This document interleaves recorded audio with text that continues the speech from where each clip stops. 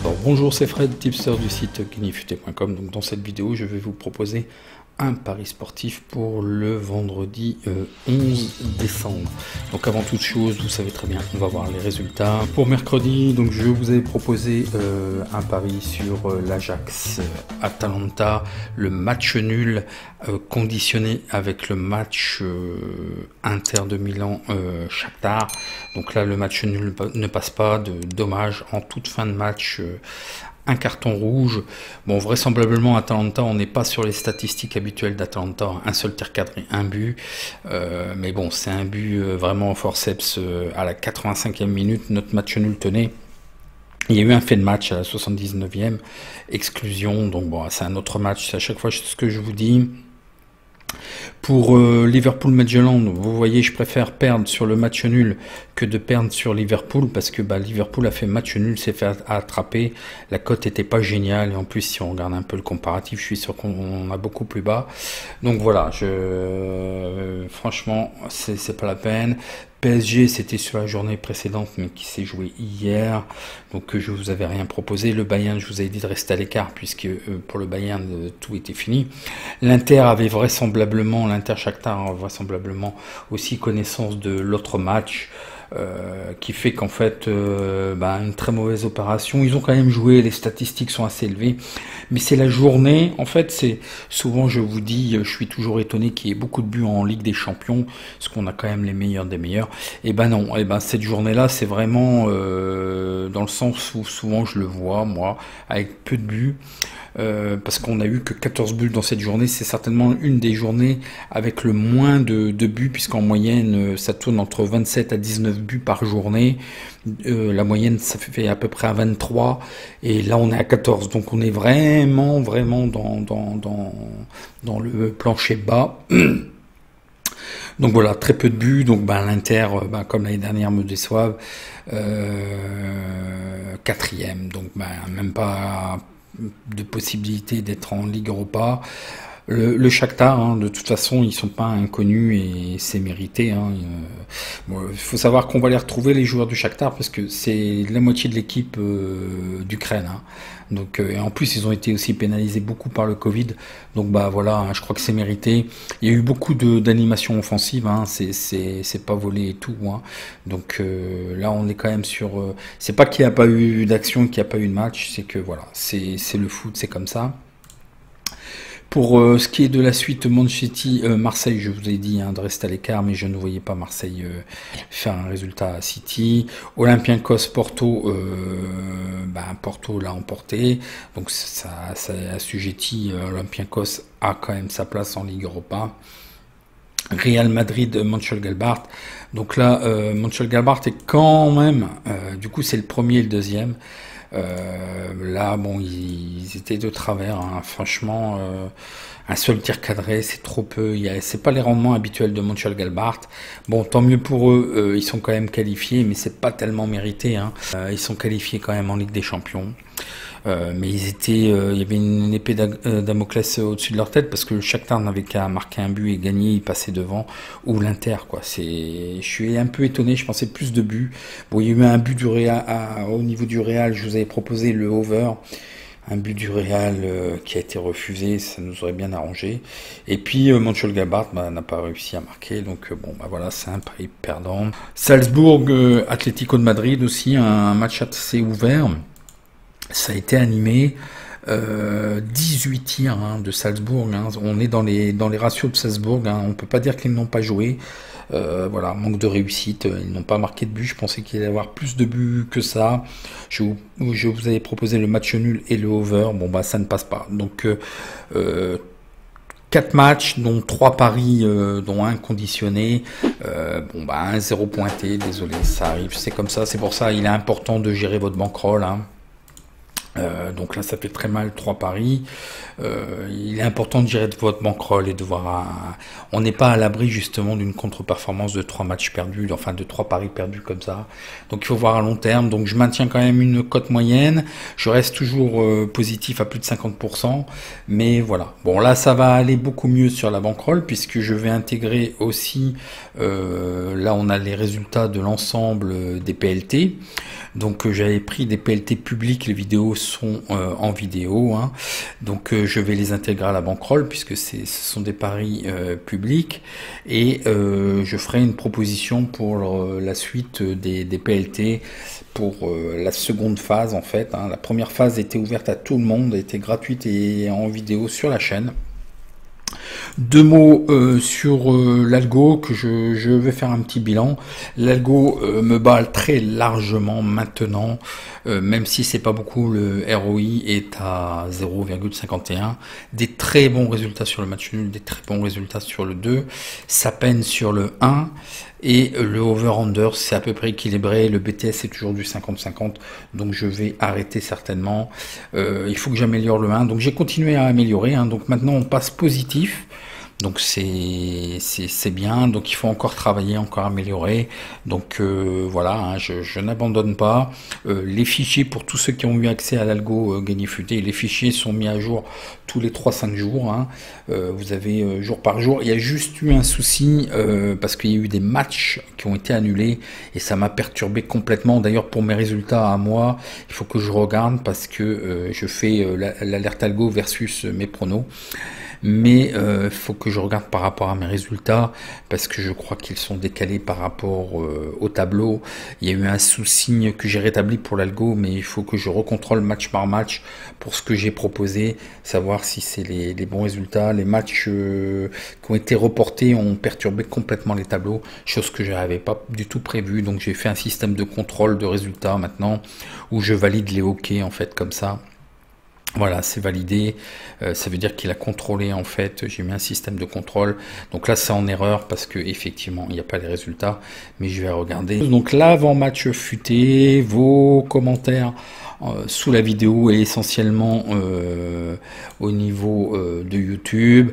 Alors évidemment, comme les résultats sont moins bons, les haters s'en donnent un cœur joie. Passez votre chemin, je ne vais pas faire encore des digressions, passez votre chemin, mais il faut parler avant les matchs, ça sert à rien, franchement c'est pas après les matchs qu'il faut parler. Si vous êtes frustré comme ça, c'est que vous jouez beaucoup trop, arrêtez les paris sportifs, c'est pas pour vous. Vous jouez beaucoup trop et voilà, c'est tout. Si vous gérez pas, voilà. Bon, j'ai un doute sur les résultats, si je vais continuer parce que ça me prend du temps et puis là, on est à quelques minutes ça me permet de donner des informations et d'avoir quand même une transparence vis-à-vis de vous. Mais je vois que je suis peut-être un des rares pronostiqueurs à le faire. Bon, ça me démarque et une certaine transparence.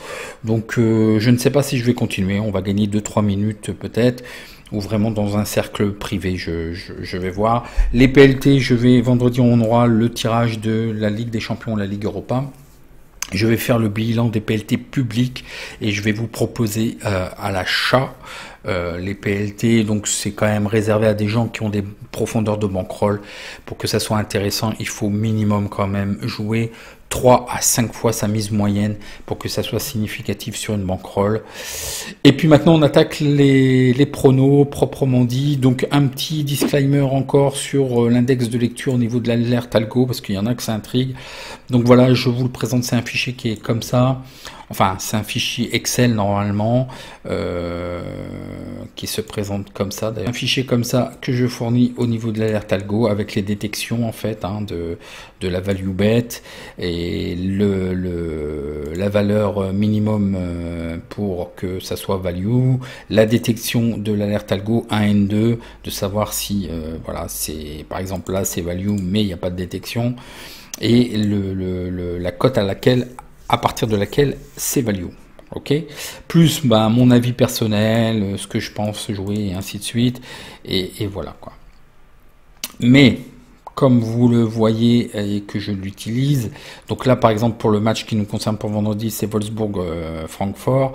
Donc voilà, le championnat, la date, la journée, on est à la 11e journée, le match. Donc là, c'est l'alerte algo qui détecte au niveau de la value bet. Donc c'est value bet sur le 1 à partir de 2,56, match nul à 3,24 et il nous détecte le N. Donc il faut quand même vérifier que la cote de votre bookmaker soit value parce qu'elle doit être égale ou supérieure à 3,24. Il nous détecte sur le 2 une value bet sur le 2 à partir de 3,32. Donc là, il nous détecte le 2. Le under n'est pas value bet à 3,03 et le under est value bet à partir de 1,32. La détection de l'alerte algo nous donne le N et le 2. Donc voyons voir ce que je vous trouve pour ce match. Voyons voir les statistiques sur ce match. Donc Wolfsburg-Francfort. Wolfsburg est 5e avec 10 points.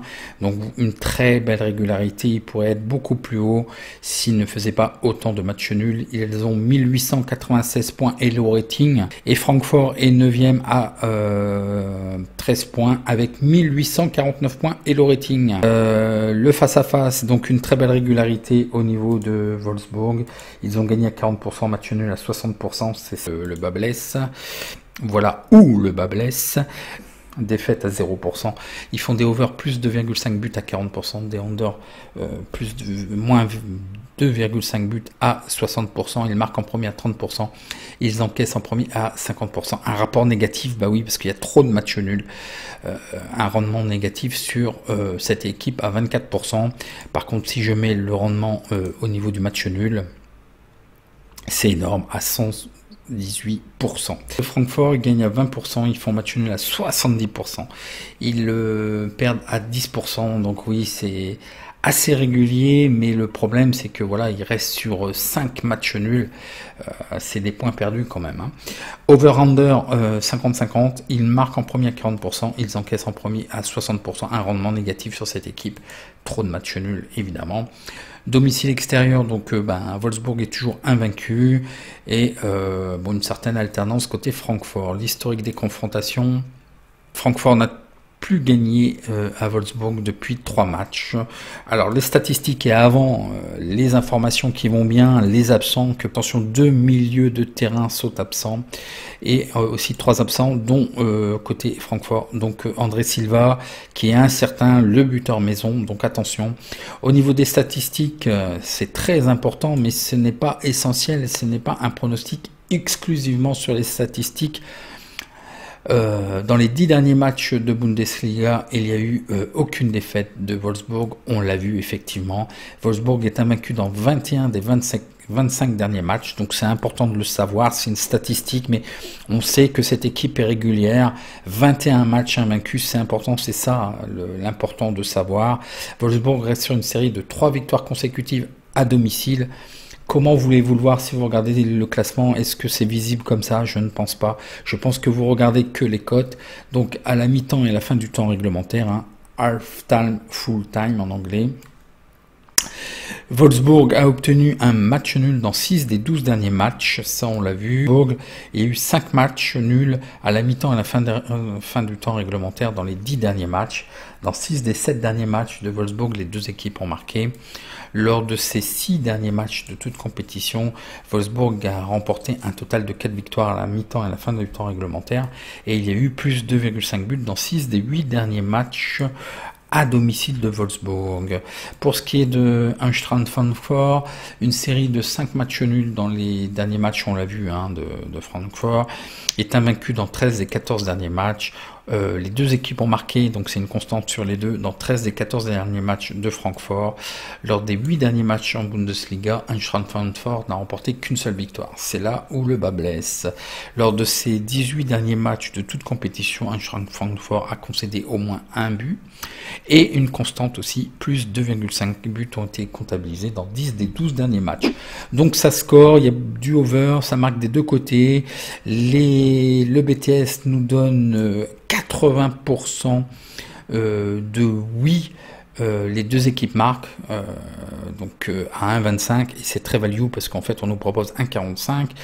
Le over est aussi value à 1,25 minimum et on nous donne 1,45.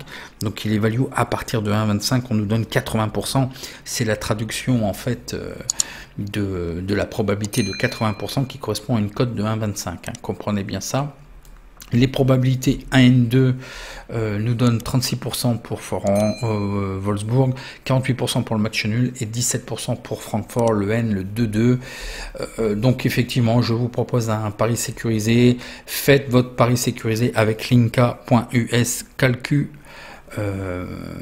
pour utiliser la calculatrice gagné futé. Donc match nul à 3,50, remboursé si BTS, ou si vous préférez le over, c'est comme vous voulez. Je pense que les deux vont passer. Donc je vais prendre moi le BTS.